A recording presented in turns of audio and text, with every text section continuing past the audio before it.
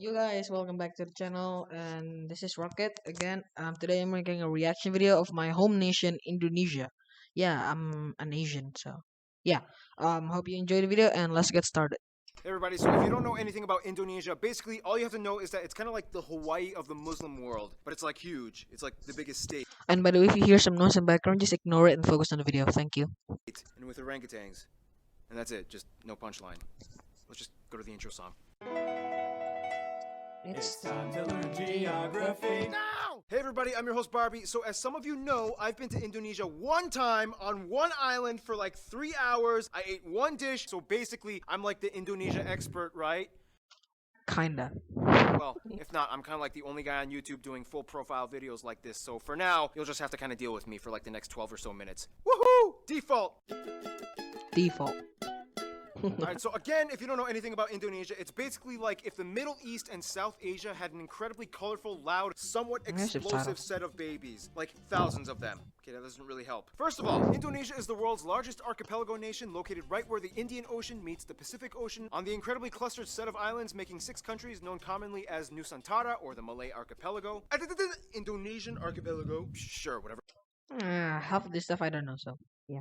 Makes you happy. Indonesia actually has land borders with 3 of these countries, East Timor, Papua New Guinea, and Malaysia, on the biggest island, Borneo, or Kalimantan, which is one of the world's only 2 triple split nation islands, the other one being Cyprus. Although technically, if you include the UN buffer zone, it's kind of like 4 entities, but the UN isn't a country, whatever, just watch the Cyprus episode. The country is divided into Yeah, I 34 don't know. provinces, 5 of which have special administrative statuses, with the capital and most populous city, Jakarta, located I actually live near the capital, near it, but not in it, near somewhere, so yeah.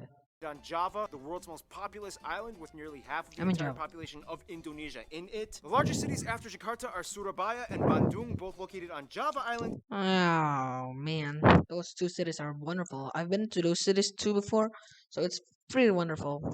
and Medan, located on Sumatra. Yeah, Jakarta, I've been Soekarno, there. Hatta International, Bali's been there. Ngurah Rai International. I actually been to Bali before, so yeah. So that's why I'm making the vlog channel so I can go to Bali again. Hehe.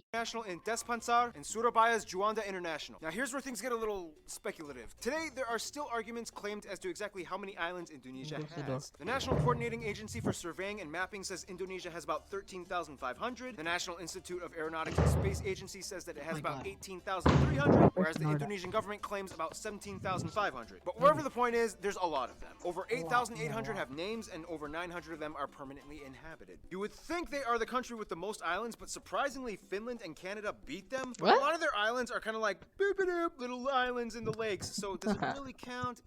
I guess. Now let's talk about No. the 5 special administrative provinces. They are Aceh, Yogyakarta, West Papua and Papua, and the capital Jakarta. Now, no surprise, the capital Jakarta acts as its own political entity. Lots of countries do that. But what about the others? First, Aceh. Aceh is kind of like the black sheep of Indonesia. It's the only province in which Sharia law is fully implemented. Also, they kind of have like a ton of oil, so yeah, they've kind of asserted a very independent ideology that sets them apart as autonomous from the rest of Indonesia. Then you have Yogyakarta, which is the only region that is still governed by a pre-colonial monarchy. The Sultan of Yogyakarta, who acts as a hereditary governor. Otherwise, we get the 2 Papuas, which collectively used to be the province called Irian Jaya, but then in 2003 they got split into 2. Basically, this is the place that has the least in common with the rest of Indonesia. It has a culture and background closer to their cousins across the border in Papua New Guinea. So then why is this part of Indonesia? Well, long story short, Indonesia was basically like, well, now that we have our full sovereignty, we get everything that the Dutch colonized. But the people of Papua were not too happy, so then Indonesia was like, all right, we'll give you a vote to stay or leave. However, we would strongly implore you to Bruh, make the right money? decision. So they voted to stay in. A lot of people complained. There's still some current opposition, and to this day, the area has a This channel does not support any political or stuff about political stuff, so do not even think about it. relatively high level of autonomy, and the government kind of just leaves them alone except for when it comes to mining for resources. In the South Maluku area also kind of has like an independence dispute thing kind of going on, but the major opponents to the Indonesian government are primarily based in the Netherlands. Then you have the strange Riau Islands, which look like they should belong to Malaysia, but they don't, even though they have a strong Malay-derived culture. Then you have the Ambalat Sea Block, which has a ton of oil that both they and Malaysia argue over. So that essentially covers most of the administrative divisions of Indonesia. Some of the most notable spots of interest in Indonesia might include the National Monument and Museum, Royal Keraton na Yogyakarta Palace, Ratu Boko, the Magelang and chicken-shaped churches, Borobudur, disputed to be the largest Buddhist temple in the world, Maimun Palace, the Taman Sari Underground Mosque, the Equator Monument, the Pura Ulun Danu Bratan Lake Temples. Yeah, try to say that 5 times fast. Pura Ulun Danu. Okay. So bear with me. Pura Ulun Danu Baratan. Yeah, I can say that easy. Batan Lake, the Millennium Bridge, the Sacred Monkey Temple, the Hellmouth or Elephant Cave, the 7-story pagoda of Cebu, the smoked mummy villages of Aikim and Timica in Papua. Or if you're lazy, you can just go to the Taman Mini Indonesia Indah Park, which kind of has like a bunch of replicas of all the famed sites in Indonesia. Oh, and keep in mind, there's Dutch colonial style buildings all over, too many ancient temples and pagodas to list. But no matter how many buildings and landmarks are built, they will never compare to what Mother Nature has done. Oh, and pause. I'm gonna go through the ad and wait, I'm just gonna. And we're back from the ad. Is like that one ex we all had back in our 20s that we trusted a stupid friend to hook us up with. Super attractive, but almost killed you a few times. Indonesia lies on what is labeled as the prehistoric continental shelf known as Sundaland, which during the Ice Age times pretty much connected all of the islands together before the Wallace Line until the ice melted and filled in the gaps. Now this is where things get incredibly messed up. Not only is Indonesia right in the worst part of the Ring of Fire, but the country is basically smashed between 3 converging major continental plates. The Eurasian, the Pacific, and the Australian plates, with dozens of minor plates and rifts like the Sunda, Timor, Banda, Molucca, and so on. This in return gives Indonesia over 400 volcanoes, disputably more than any in the world, with over 150 active ones, making it the most volcanically active country in the world as well. This means on a daily basis, Indonesia experiences on average about 4 earthquakes a day, ranging anywhere between just a couple of days ago we got some earthquakes, so woohoo! The small, timid 3 to a noticeable 6 on the Richter scale. And you never know where or when they will happen. Chilly.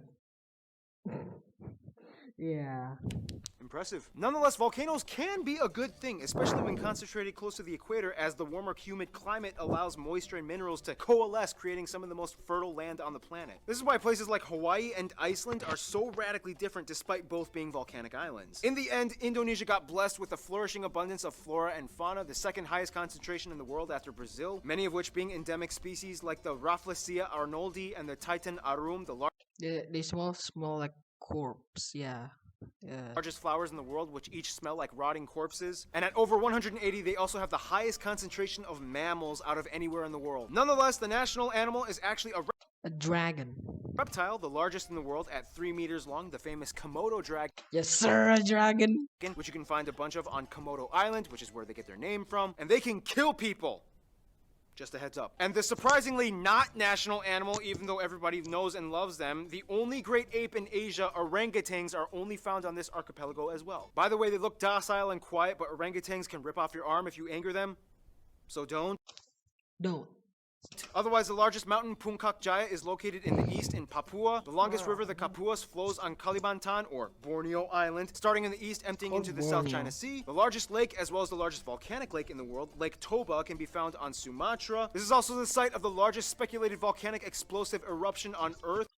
Created a worldwide volcanic winter. The eruption was so big that you can literally observe ashes from the explosion that Sheesh! That is way crazier than expected. went as far as Malawi in East Africa. Remember guys, Mother Nature is beautiful, but if she wants, she can kill you. Close to Puncak Jaya is Grasberg, the largest gold and copper mine in the world. And on Mount Ijen on Java, which spews out blue lava, all over you can find intrepid sulfur miners that literally go into the base of the volcanic craters, risking health just to get raw sulfur ores. Otherwise, you have other anomalies like the Sidoarajo mud volcanoes, the 3-colored lake Kelimutu in Flores, and the Kakaban Island jellyfish lake. Too many strange places. To this day, Indonesia is the #1 producer of palm oil, cloves, cinnamon, nutmeg, coconut, and vanilla. Some That's why the Dutch colonizers.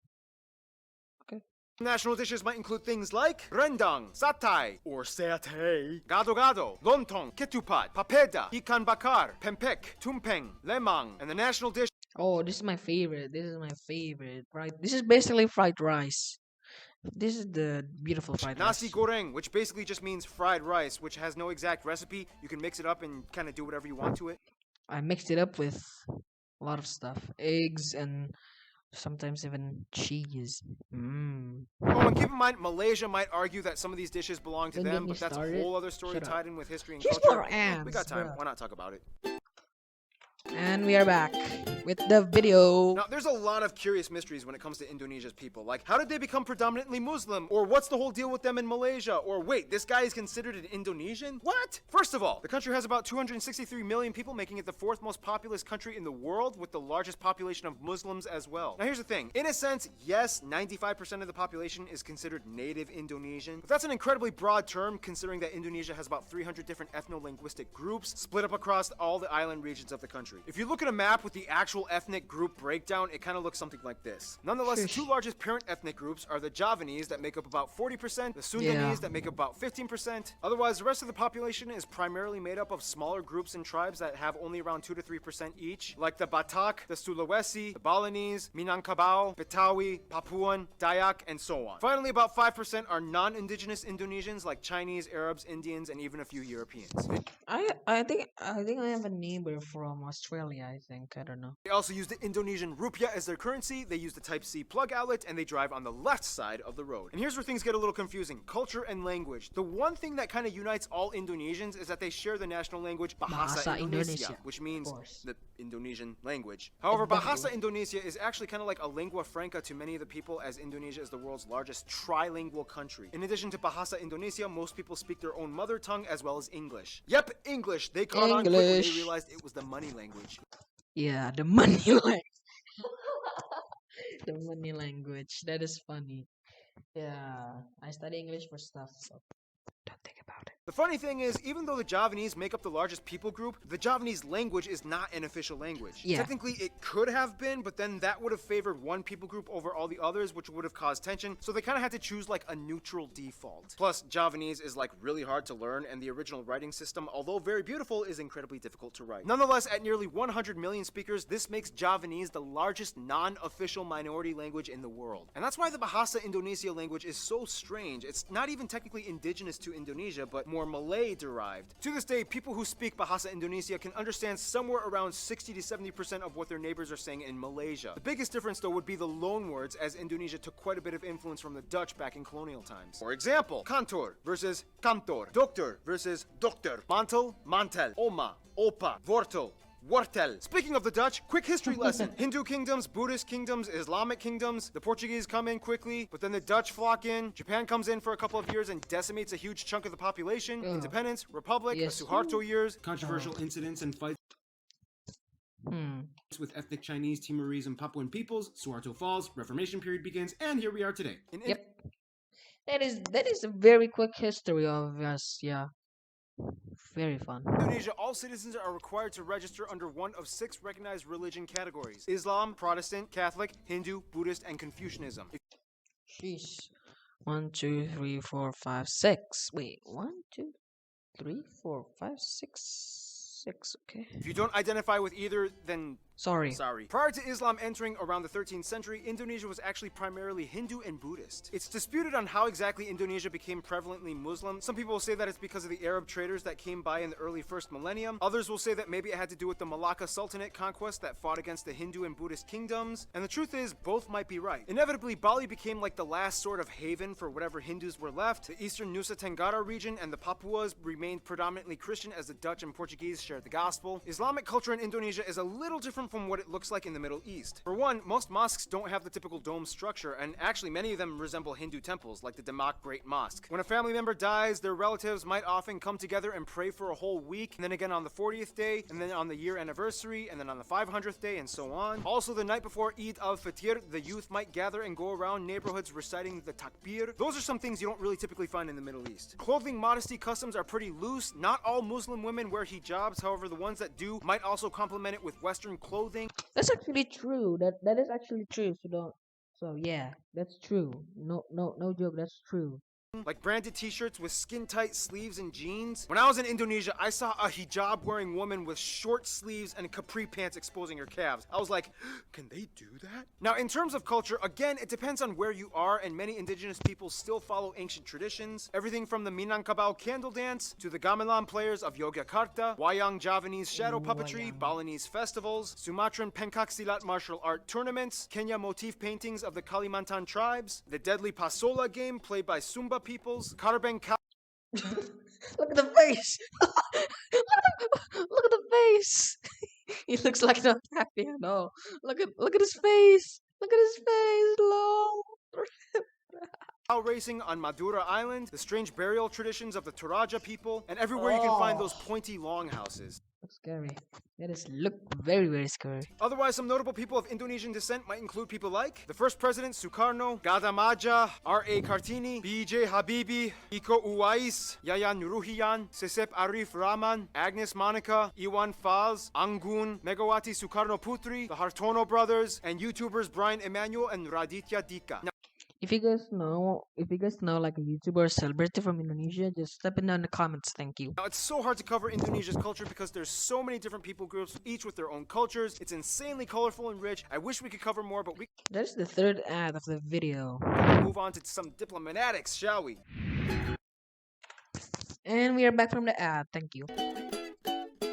Okay, so Indonesia is basically like the kingpin of Southeast Asia with the largest Yes, population and maybe. economy, as well as being a member of the G20. Therefore, they know how to manage relations. First of all, the rest of the Muslim nations in the Middle East generally get along with Indonesia as they see them as kind of like their strange Asian cousins. Indonesians make up the largest group of pilgrims for the Hajj in Mecca. However, there has been some controversy with Saudi Arabia in regards to migrant worker abuse and death sentences. Since then, Indonesia dramatically decreased its expat programs. The US, the Netherlands, and Australia are kind of like their biggest non-Asian supporters. In addition to trade and business, the US played a huge role in Indonesia's independence, and they worked closely during Cold War times. The Netherlands still holds close ties to Indonesia despite post-colonial bitterness. Plus, tons of Indonesians live in the Netherlands. To this day, they have the second largest population of Indonesians outside of my God. Indonesia after Malaysia at nearly 2 million. Australia gives some my. of the most aid to Indonesia, especially Thank after you. catastrophe incidents. And even though there are some controversies involving immigration and attacks on Australians abroad, they still share close ties generally. Now, Indonesia and you. Malaysia Thank you for